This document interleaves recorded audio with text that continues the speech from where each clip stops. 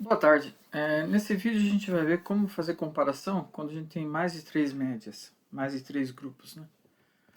Então aqui a gente já viu que quando a gente tem dois grupos, a gente pode usar o teste T, né? Então tem lá amostras independentes e amostras pareadas, né?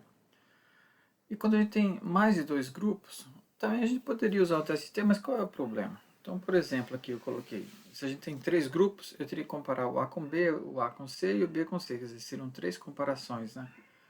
Isso acaba aumentando o trabalho, quer dizer, em vez de fazer uma análise só, eu teria que fazer três comparações, e também aumenta a chance do erro tipo 1, né, que é o falso positivo, quer dizer, de eu encontrar diferenças que na verdade ocorreriam por acaso. Né? Lembra os 5% lá de margem de erro? Né? Eu aumento a chance de acontecer esse tipo de erro. Bom, se a gente tem quatro grupos, o que vai acontecer? Eu vou ter que comparar o A com B, A com C, A com D, depois B com C, B com D, e C com D. Seis comparações. Se a gente tem cinco grupos, a gente já vai para 10 comparações. E você vê que vai aumentando o número de comparações. Né? Então, para não ter esse tipo de problema, a gente usa o que é conhecido como análise de variância, a nova. Vou explicar porque tem esse nome também daqui a pouquinho. Tá, então, por que tem esse nome, né? Então, vamos lá. Então, vamos pegar um exemplo aqui. Eu estou tirando esse exemplo de um livro, né? E ele fala o seguinte, vamos pensar que a gente tem três grupos de alunos. Né? Então, tá lá, suponha que tenha havido interesse em comparar a eficácia de três métodos de ensino de uma disciplina. Então, o aluno foi sorteado, né, para participar em cada grupo. Né? Então, o que a gente imagina quando ele fala que é sorteado, a ideia é que no início esses alunos eram todos iguais. Tá? E cada grupo recebeu instrução por um método diferente. Né? Então, grupo um, resumos ocasionais, suplementados por discussão. Né? Então, o grupo um está aqui. Instrução programada e conferências formais. Tá? Então, e aqui nesse eixo aqui embaixo é a nota do aluno. Então aqui no olhômetro a gente já vê que quem está mais para a direita é o grupo um, né? Tá?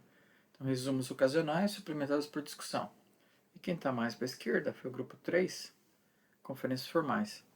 Agora, o que a gente tem que lembrar? Que isso que a gente está vendo são amostras. Tá? Então, se eu fizer experimento de novo com outros alunos, sortear tudo de novo, fizer de novo, pode ser que isso mude. Tá? Então a pergunta é, será que essas diferenças também acontecem na população? Tá? Então é aí que a gente vai fazer o teste. Né? Tá? Então aqui, para efeito de exemplo, né, a gente tem aqui as notas, né, grupo um, grupo 2, grupo 3, são 6 alunos em cada grupo, né, 1, 2, 3, 4, 5, 6. Na nova não é obrigado que os grupos tenham a mesma quantidade, tá? Aqui é só para efeito de exemplo mesmo. Tá? E aqui eu tenho a média. Então, por exemplo, o grupo um ficou com a média 8, 6 e 4. Né? Então aqui a gente vê isso. Né? Então o grupo um está mais para a direita, 8, 6 e 4. Tá? Então, e a média geral, se eu esquecer essa história de grupo e fizer uma média geralzona, deu média 6. Tá? Então o que eu quero saber é isso, se essas diferenças são significantes ou não. Então o primeiro jeito de fazer a primeira etapa do processo da ANOVA é a gente calcular as diferenças, os desvios quadráticos. Né? Então aqui eu pego para cada grupo, então aqui vamos para o grupo 1, eu vou pegar a média dele. Então, para cada resultadozinho lá, é o resultado menos a média ao quadrado. Resultado menos a média ao quadrado. Somo tudo, isso vai ser a soma dos quadrados. Para o grupo 2 a mesma coisa, né? Então, cada resultado menos a média. E depois eu somo os três resultados. Né? Isso a gente vai chamar de soma de quadrados dentro. Dentro porque é dentro do grupo, né? Tá? Então, aqui no exemplo, ficou assim. Ó. Eu tenho o resultado, o dado original. Então, por exemplo, 10 menos a média, que é 8, dá 2. Ao quadrado, 4. Tá lá. 9 menos 8 dá 1, ao quadrado dá 1. E assim vai. Tá?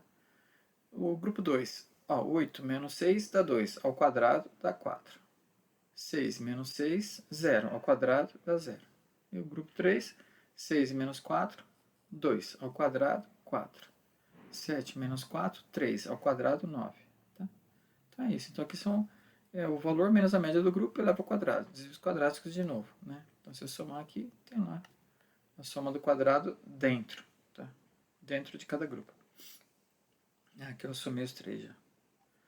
E tem o que a gente chama de soma do quadrado entre. Então o que é isso? Eu vou comparar a média de cada grupo com a média geral. Então lembrando que a média geral era 6, né? Então pego o grupo 1, aliás, grupo 3, né? Menos a média eleva ao quadrado. Grupo 2 menos a média geral eleva ao quadrado. E assim vai. Tá? Então aqui, eu fiz aqui na parte de baixo. Tá? Então, como é que fica essa conta? Eu vou usar a média do grupo. Então assim, fica 8 menos 6, 2 ao quadrado, 4. Tá aqui. Eu repito em todas as casas porque é só a média. Depois que é 6 menos 6 dá 0. Ao quadrado dá 0. Tá aqui, repetir. 4 menos 6 dá menos 2. Ao quadrado dá 4. Tá aqui, repetir. Tá? Então, já é desvio quadrático. Somei todo mundo, deu 48. Então, esse aqui é a soma de quadrados entre. Tá? Então, aqui eu tenho a soma do quadrado dentro do grupo e entre os grupos. Tá? Legal.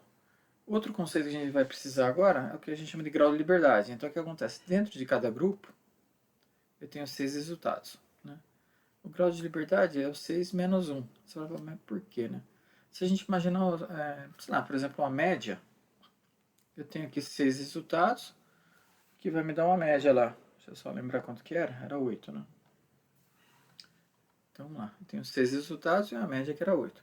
Então, assim, se eu for pensar nesses números... Deixa eu só voltar lá.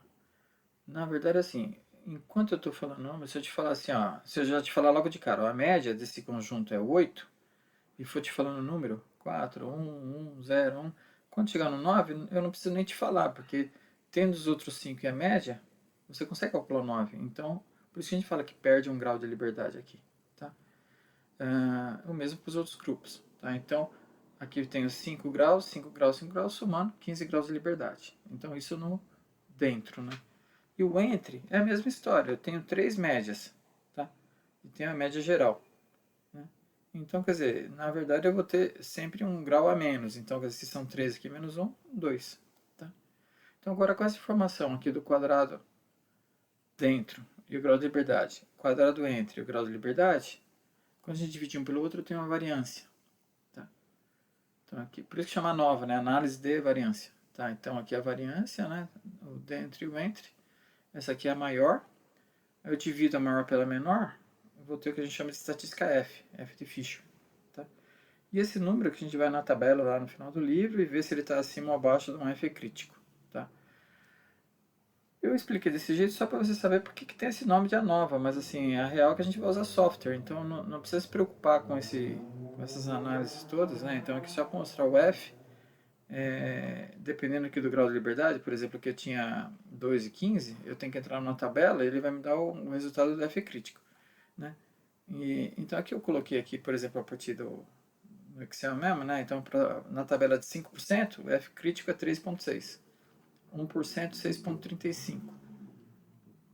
Então, como 3,6 é menor que 6 e 2, quer dizer que essa diferença é significante a 5%, mas não é significante a 1. Tá? Hoje em dia a gente usa o software, então, quer dizer, em vez de eu ficar olhando a tabela, eu vou direto no valor P. Então, você vê aqui, deu 0,010, né? Então, ele é significante a 5%, né? Então, ele é menor que 5%. E, beleza. Então, eu vou parar o vídeo aqui para não ficar muito grande. Depois eu volto explicando como é que a gente roda isso no software.